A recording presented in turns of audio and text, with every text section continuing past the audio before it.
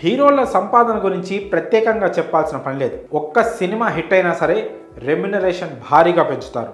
అలానే వరుసగా హిట్ సినిమాలు వస్తే కోట్ల రూపాయలు పారితోషికం అందుకుంటారు. ఇవి కాక యాడ్స్, గెస్ట్ రోల్స్ వంటివి చేస్తూ భారీగానే సంపాదిస్తారు. ఇక టాప్ హీరో పొజిషన్కు చేరుకుంటూ గరిష్టంగా 100 కోట్ల రూపాయల వరకు కూడా పారితోషికం తీసుకుంటున్నారు. ఇక సౌత్లో అయితే 50 నుంచి 100 కోట్ల రూపాయల రెమ్యునరేషన్ తీసుకునే హీరోల జాబితాలో ముందు వరుసలో ఉంటారు చిరంజీవి, రజనీకాంత్, విజయ్, మహేష్ బాబు. వీరు ఒక్కో సినిమాకు 50 నుంచి 100 కోట్ల రూపాయల వరకు తీసుకుంటున్నారు. ఈ క్రమంలో మరి దక్షిణాదిలో అత్యంత సంపన్న హీరో ఎవరు అని ఆరా తీస్తే షాకింగ్ రిజల్ట్ వచ్చింది. సౌత్ రిచెస్ట్ హీరో చిరునో, రజనీకాంత్ అనుకుంటే పొరపడినట్లే.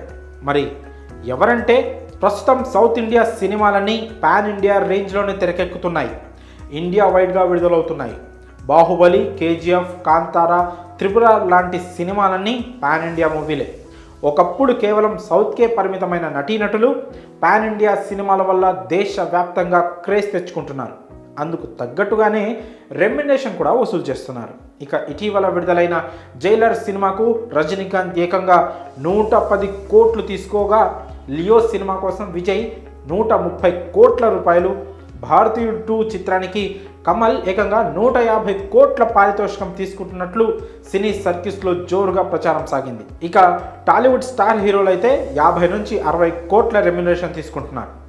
ఈ క్రమంలో దక్షిణాది సినిమాలో టాప్ రిచెస్ట్ యాక్టర్ ఎవరు అనే దాని గురించి ఆరా తీస్తే ఆశ్చర్యకరమైన విషయం తెలిసింది. హీరోలు తీసుకునే రెమ్యునరేషన్ను బట్టి చిరంజీవో, రజనీకాంతో, విజయో, మహేష్ బాబునో అనుకుంటారు కదా, వారెవరూ కాదు. మరి ఎవరు అంటే ఆయనే అక్కినేని హీరో నాగార్జున.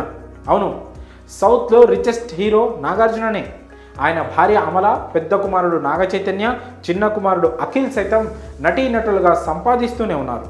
దీనికి తోడు అన్నపూర్ణ స్టూడియోస్తో పాటు వారు మరికొన్ని వ్యాపారాలు కూడా చేస్తున్నారు.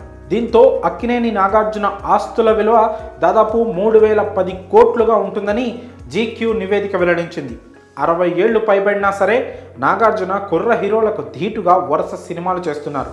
అలానే బిగ్ బాస్ వంటి షోకు హోస్ట్గా కూడా వ్యవహరిస్తూ బిజీగా గడుపుతున్నారు. ఇక నాగార్జున సినీ కెరియర్ విషయానికి వస్తే దాదాపు 30 ఏళ్ల సినీ కెరియర్లో సుమారు 100కు పైగా చిత్రాల్లో నటించారు. సినిమాలతో పాటుగా ఆయన రియల్ ఎస్టేట్, సినిమా నిర్మాణం, ఐపీఎల్లో పెట్టుబడులు పెట్టడం చేస్తుంటారు.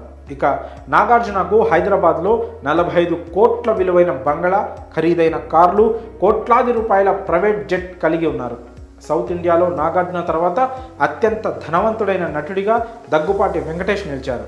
ఆయన ఆస్తి విలువ 2200 కోట్లుగా అంచనా వేయబడింది. 1650 కోట్ల ఆస్తులతో తెలుగు మెగాస్టార్ చిరంజీవి 3వ స్థానంలో ఉన్నారు. ఇక 1370 కోట్ల ఆస్తులతో రామ్ చరణ్ 4వ స్థానంలో ఉన్నారు.